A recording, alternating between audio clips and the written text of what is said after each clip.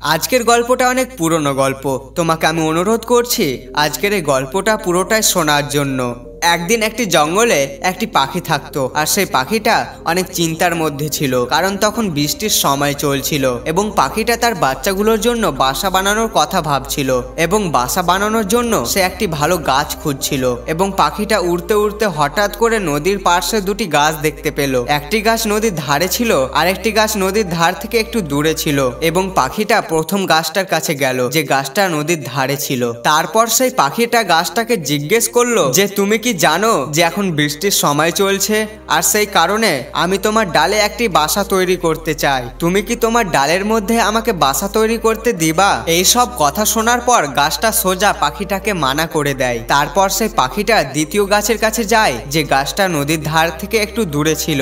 সেই পাখিটা তখন অনুরোধ করে সেই গাছটাকে বলল, তুমি কি তোমার গাছের ডালে আমাকে আমার একটি বাসা তৈরি করতে দিবা? তখন সেই গাছটা পাখিটাকে বাসা তৈরি করার জন্য হ্যাঁ বলে দেয়। তারপর সেই পাখিটা আনন্দের সাথে সেই গাছের ডালে বাসা তৈরি করতে শুরু করে এবং সেই পাখিটা তখন সেই গাছের মধ্যে থাকতে শুরু করে দেয়। কিছুদিন পর যখন বর্ষাকাল শুরু হয়, তারপর একদিন হঠাৎ করে জোরে বৃষ্টি শুরু হয় এবং বৃষ্টি হওয়ার কারণে সামনের নদীর জলের গতি আরো বেশি বেড়ে যায়, যার কারণে নদীর ধারে থাকা প্রথম গাছটা প্রচন্ড ঝড়ের কারণে জ্বর সহ উঠে যায় এবং নদীর জলের সাথে বয়ে যায়। এই সব দেখার পর বয়ে যাওয়া গাছটিকে পাখিটা হেসে বলল যে আমি যখন তোমার ডালের ওপরে বাসা তৈরি করার জন্য বলেছিলাম তখন তুমি আমাকে সোজা মানা করে দিয়েছিলে, তাই আজ তোমার সাথে যা হলো ভালোই হলো। তোমার ডালে আমাকে বাসা তৈরি করতে না দেওয়ার এটা তোমার পাপের ফল, আর তোমার সাথে এটাই হওয়া উচিত। তারপর গাছটা হেসে পাখিটাকে বলল যে আমি জানতাম যে আমার মাটির মধ্যে থাকা জড়গুলো অনেক কমজোর হয়ে গিয়েছে এবং এই বছর আমি বর্ষাকালে এবং বৃষ্টি এবং ঝড়ের কারণে টিকে থাকতে পারবো না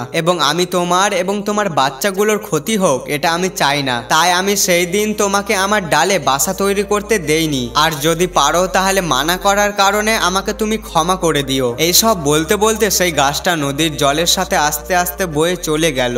বন্ধু, আজকের এই গল্পটা থেকে আমরা এটা শিখতে পেরেছি যে কেউ যদি কখনো ইনকার করে বা মানা করে তাহলে তাকে খারাপ ভেবে নিও না, কারণ কে জানে যে তার ইনকারের পেছনে, তার মানা করার পেছনে তোমার ভালাই লুকিয়ে আছে। যেমন কি আমাদের মা বাবা আমাদের অনেক জায়গায় যেতে মানা করে দেয়, কিন্তু বাস্তবে তারা আমাদের ভালোই চায় এবং কে কোন পরিস্থিতির মধ্যে থাকে আমরা কেউ বুঝতে পারি না এবং আমরা তখন তাকে বাইরে থেকে জাজ করা শুরু করে দিই। ওই যে কথাই বলে না যে ডোন্ট জাজ এ বুক বাই ইটস কভার। কোনো বইকে তার কভার দেখে জাজ করিও না যতক্ষণ না তুমি সেই বইটাকে পড়তে শুরু না করছো। সেম এরকম ভাবে কোনো মানুষকে তার বাইরের দিক দেখে তাকে খারাপ বলিও না, কারণ কে কি জানে যে তার লাইফে কি চলছে। এবং অনেক সময় আমরা এই ছোট্ট ভুলের কারণে আমরা ভালো মানুষটাকেই হারিয়ে ফেলি।